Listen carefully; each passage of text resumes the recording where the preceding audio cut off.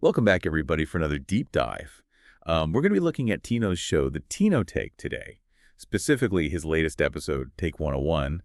And, we've been following along with Tino's journey for quite a while now. Right. We have. Yeah.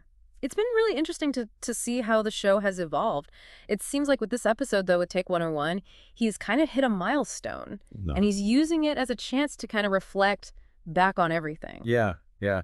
It's interesting, too, how he's sort of framing it as advice to his younger self. And it's making me think about all those other creators out there who might be at a similar point in their journey. Like they've been at it for a while, they've had some successes, maybe some setbacks along the way, and they're trying to figure out what's next. It is. It's almost like a master class in a way, you know? He's not just talking about the technical aspects of podcasting, but he's also really digging into the creative process, the mindset, the things that you don't always hear people talk about. Yeah, and one of the things that really jumped out at me was his discussion of infatuation with new ideas and experiences. He even ties this back to his exploration of human design, which longtime listeners will remember from his Divine Performance days. Yeah, he's really going back to his roots with this one, isn't he? He is. And what's interesting is that he's not just talking about the initial excitement of a new relationship or a new project. He's talking about how that infatuation can sometimes cloud our judgment, especially when it comes to making decisions about our creative work. Right, and it can be so easy to get swept up in that initial excitement, you know? The possibilities seem endless, and you just want to dive in head first. But as Tino points out, that can sometimes lead to making decisions that aren't really in our best interests in the long run. Exactly. And he uses some really interesting examples from his own life to illustrate this point. Remember how we talked about getting swept up in the world of AI podcasting? He was so excited about the potential of this new technology and how we could use it to enhance his own creative process. Right, and he really dove in head first, didn't he? Experimenting with different AI tools and platforms, trying to figure out how to integrate them into his workflow. He did, and it's interesting how he's now reflecting on that experience with a bit more caution. He's not saying that AI is bad or that we should avoid it altogether, but he's urging his younger self and all of us really to be more mindful of that initial rush of enthusiasm and to make decisions from a more grounded, centered place. Which I think is a really valuable lesson for anyone, whether you're a creator or not. It's so easy to get caught up in the hype of the new and shiny, to chase after the next big thing. But what Tino is reminding us is that true creative fulfillment often comes from a deeper level of engagement, a commitment that goes beyond that initial spark of infatuation. Exactly. And that brings us to another fascinating aspect of this episode, the AI feedback loop that Tino's experimenting with. Remember how he's been using AI to create a deep dive podcast based on his own show? It's this meta-level analysis where he's feeding his transcripts and source material into the AI, and the AI is essentially commenting on his own ideas. Yes, and it's so fascinating to hear him reflect on this process. On one hand, he's clearly intrigued by the possibilities of using AI as a tool for self-reflection and creative exploration. But on the other hand, he's also wrestling with some of the ethical implications of this kind of collaboration. It's like he's almost asking himself, how much influence should we allow AI to have over our creative work? Where do we draw the line between using it as a tool and letting it become a crutch? Right, and it's a question that I think a lot of creators are grappling with these days. As AI becomes more sophisticated and more accessible, it's going to become increasingly important for us to think critically about how we use it and how we ensure that it's serving us rather than the other way around. Yeah, and it's interesting how this ties into his advice about audience influence. He's urging his younger self, and by extension, all of us, to avoid being overly swayed by feedback, both positive and negative. Yeah. You know how he talks about trying to find the perfect show title, and how he was constantly tweaking things based on what he thought his audience wanted. Right, and I think that's something that a lot of creators struggle with, especially in today's digital landscape where it's so easy to get caught up in the metrics, the algorithms, the constant pressure to perform. But what Tino's realizing, what he's urging us to embrace, is that the most important audience is ourselves. It's about finding that balance, isn't it? Being responsive to feedback, but not letting it dictate our creative choices.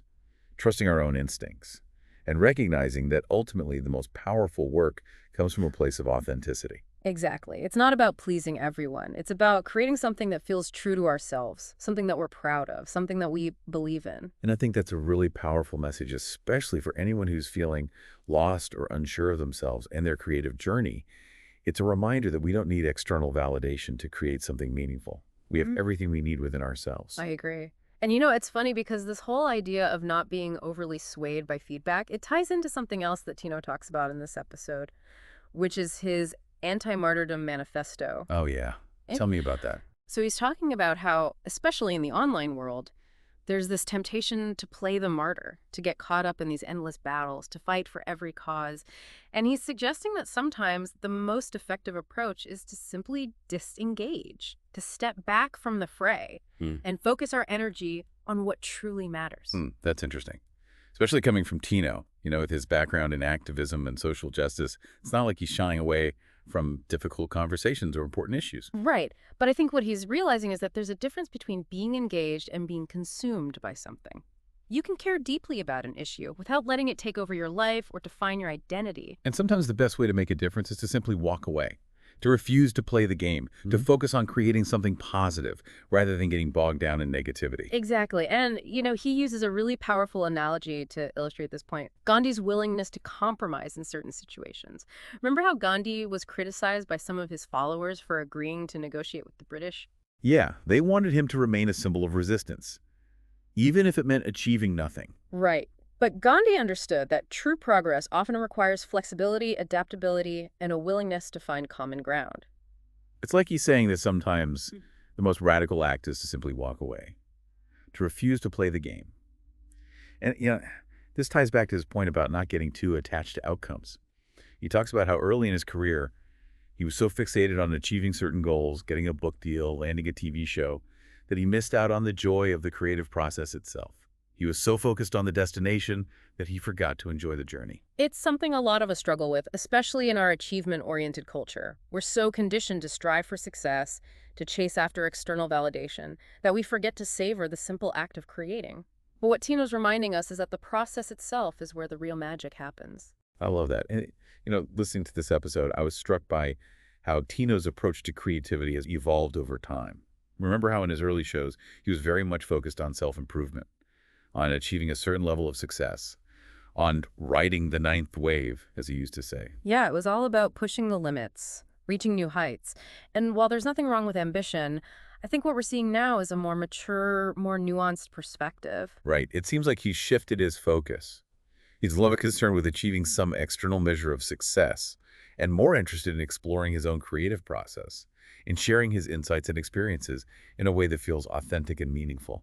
Yeah, and I think that's a really beautiful thing to witness, this evolution of a creative spirit, finding its own path and its own voice. Absolutely. And, it's interesting how this shift coincides with his embrace of what he calls commute casting, using his daily train ride as a platform for self-expression. Remember how he talked about how those early experiments were born out of necessity because he didn't have a working computer sound card? Right, I remember that. Yeah, he had to get creative. He had to work with what he had. And I think that's a really great example of how limitations can sometimes spark creativity. It is. It's like he turned that obstacle into an opportunity. And in the process, he discovered a new way of creating, a new way of connecting with his audience. And it's a reminder that we don't need fancy studios or expensive equipment to express ourselves. We can use the tools we have, the time we have, and the spaces we have to create something meaningful. Absolutely. And, it's interesting how this ties back to Tino's earlier point about not getting too attached to outcomes. Yeah. By embracing this more spontaneous improvisational approach to podcasting, he's freeing himself from the pressure to produce a perfectly polished product. He's allowing himself to experiment, to play, to simply be in the moment with his ideas. And I think that's a really valuable lesson for all of us, regardless of our creative pursuits. It's a reminder to let go of perfectionism, to embrace the messiness of the creative process, and to find joy in the journey itself. Yeah. It's about trusting that the right people will find our work, even if it's not perfectly packaged or presented. It's about having the courage to share our unique voice with the world, even if it's a little rough around the edges. Exactly. It's about the authenticity, the passion, the raw energy that comes from creating something because you love it, not because you're trying to achieve some external goal. I love that. Yeah. And, as we're talking about this, I'm reminded of something else that Tino touches on in this episode, which is his exploration of his musical influences, particularly his love of hip-hop. Remember how he talks about being inspired by KRS-One's concept of communicating with your past and future selves? Oh, yeah. That was a really powerful moment. He was talking about how he's been revisiting some of his old hip-hop tracks and realizing that maybe he was too quick to dismiss them, too focused on achieving a certain level of commercial success rather than simply enjoying the process of making music. Exactly. And it's like he's realizing that maybe there's something valuable in those early experiments, even if they didn't lead to the outcomes he was hoping for at the time. It's like he's reclaiming a part of himself that he had abandoned. Yeah, and I think that's something that a lot of us can relate to. Yeah. We all have those creative projects that we started and maybe didn't finish, or those ideas that we were too afraid to share with the world. And I think it's really powerful to see Tino embracing his past in this way and recognizing that it all has a place in his creative journey. It does. It's all part of the story. Yeah. And, it's interesting how this theme of revisiting the past ties back to Tino's reflections on Gary Null's work. Remember how in his positive living days, he was really inspired by Null's approach to health and well-being? Oh, yeah, absolutely. He was all about those green smoothies and wheatgrass shots, wasn't he? He was. Yeah. And it seems like he's been revisiting some of those ideas, perhaps with a more critical eye this time around. He's questioning some of the assumptions he held back then, recognizing that what worked for him at one point in his life might not be relevant anymore. Yeah, and I think that's a really important point because it's so easy to get stuck in our old ways of thinking, to cling to beliefs and practices that no longer serve us. But what Tino's demonstrating is that it's never too late to reevaluate our assumptions, to challenge our own perspectives, and to embrace new ways of seeing the world. I agree. It's about having the courage to let go of what no longer serves us and to embrace the constant evolution of our own creative journey. So we've talked about Tino's journey, about creative evolution, and it seems like this episode is really about embracing the process and finding joy in it. It is. It's about trusting our intuition, letting go of perfectionism, and creating from a place of authenticity. It's about finding our voice, connecting with our audience, and making a meaningful contribution to the world one take at a time. So we've talked about Tino's journey, about creative evolution, and it seems like this episode is really about embracing the process and finding joy in it. It is. It's about trusting our intuition, letting go of perfectionism, and creating from a place of authenticity. It's about finding our voice, connecting with our audience, and making a meaningful contribution to the world one take at a time. And speaking of finding our voice, Tino's exploration of his musical influences is a really interesting thread that runs through this episode. Remember how we talked about how he was inspired by KRS-One's concept of communicating with your past and future selves? Yes, and how he's been revisiting some of his old hip-hop tracks, realizing that maybe he was too quick to dismiss them, too focused on achieving a certain level of commercial success rather than simply enjoying the process of making music. Right, and it's like he's realizing that maybe there's something valuable in those early experiments. Even if they didn't lead to the outcomes he was hoping for at the time, it's like he's reclaiming a part of himself that he had abandoned. And it's a reminder that sometimes the most valuable insights come from looking back on our past experiences, both the successes and the failures. Exactly. And it's not about dwelling on the past or regretting our choices. It's about recognizing that every experience, every experiment, every detour has shaped us into who we are today. And it's about having the courage to revisit those experiences, to glean the lessons they hold, and to use those insights to inform our present moment. It's about recognizing that our creative journey is a lifelong process of exploration, discovery, and evolution, and that sometimes the most valuable insights come from the most unexpected places. And it's interesting how this theme of revisiting the past ties back to Tino's reflections on Gary Null's work. Remember how in his positive living days, he was really inspired by Null's approach to health and well-being? Yes, and it seems like he's been revisiting some of those ideas, perhaps with a more critical eye this time around. He's questioning some of the assumptions he held back then, recognizing that what worked for him at one point in his life might not be relevant anymore. And I think that's a really important point because it's so easy to get stuck in our old ways of thinking, to cling to beliefs and practices that no longer serve us. But what Tino is demonstrating is that it's never too late to reevaluate our assumptions, to challenge our own perspectives, and to embrace new ways of seeing the world. Exactly. And it's not about rejecting everything we once believed in. It's about being open to new information, new experiences, and new ways of understanding ourselves and the world around us. It's about having the courage to let go of what no longer serves us and to embrace the constant evolution of our own creative journey. And I think that's a really fitting metaphor for what Tino is doing with his podcast. He's constantly evolving, experimenting, and pushing himself to explore new ideas and new ways of connecting with his audience. It's like he's saying that the journey itself is the destination, and that the most important thing is to stay curious, stay engaged, and stay open to the possibilities that lie ahead. And I think what's so inspiring about Tino's approach is that he's not afraid to be vulnerable, you know, to share his struggles and his triumphs with his listeners. He's not trying to present himself as some kind of guru or expert. Right. He's just a guy who's figuring things out as he goes along, Yeah. and he's inviting us to come along for the ride. Yes, and I think that's what makes his work so relatable and so engaging. He's not afraid to ask the difficult questions, to challenge his own assumptions, and to admit when he doesn't have all the answers. Right. And I think that's a really refreshing perspective, especially in today's world where everyone seems to be trying to project an image of perfection. You know Right. what I mean? Absolutely. And, as we've been exploring Tino's latest takes, I've been thinking a lot about how his journey reflects some of the broader trends we're seeing in the world of content creation. It's like he's tapping into this growing desire for authenticity, for connection, for something that feels real and relatable. Yes. And I think there's a real hunger for that kind of content, especially among younger audiences who are increasingly skeptical of traditional media and marketing messages. They're looking for creators who are genuine, who are transparent, who are willing to share their struggles and their triumphs in a way that feels authentic and relatable. Yeah. And it's not just about being vulnerable or relatable, is it? It's also about being willing to experiment, to push the boundaries of what's possible, to try new things and see what happens. Remember how Tino talked about how he's been using AI to create a deep dive podcast based on his own show? It's like he's using technology to explore his own creative process, to gain new insights into his own work. Right. And I think that's a really interesting example of how creators are using technology in new and innovative ways. It's not just about using AI to create content.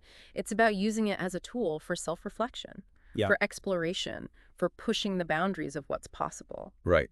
And, it's interesting how this ties back to Tino's earlier point about not getting too attached to outcomes. By embracing this more experimental, playful approach to creativity, he's freeing himself from the pressure to produce a perfectly polished product. He's allowing himself to simply explore, to play, to see what happens. And I think that's a really important message for all of us, regardless of our creative pursuits. It's a reminder to let go of perfectionism, to embrace the messiness of the creative process, and to find joy in the journey itself. It's about trusting that the right people will find our work, even if it's not perfectly packaged or presented. It's about having the courage to share our unique voice with the world, even if it's a little rough around the edges. Exactly. And I think that's ultimately what Tino's journey is all about, embracing the process, the challenges, the triumphs, and the constant evolution of self-expression. It's about finding our voice, connecting with our audience, and making a meaningful contribution to the world, one take at a time. So as we wrap up this deep dive into Tino's latest takes, I'm curious to hear your thoughts. What resonated with you? What insights are you going to take away from this conversation? What are you going to apply to your own creative pursuits, your own online interactions, your own journey of self-discovery? Keep those questions in mind as you move forward. And remember, embrace the process, trust your intuition, and keep creating. We'll catch you on the next deep dive.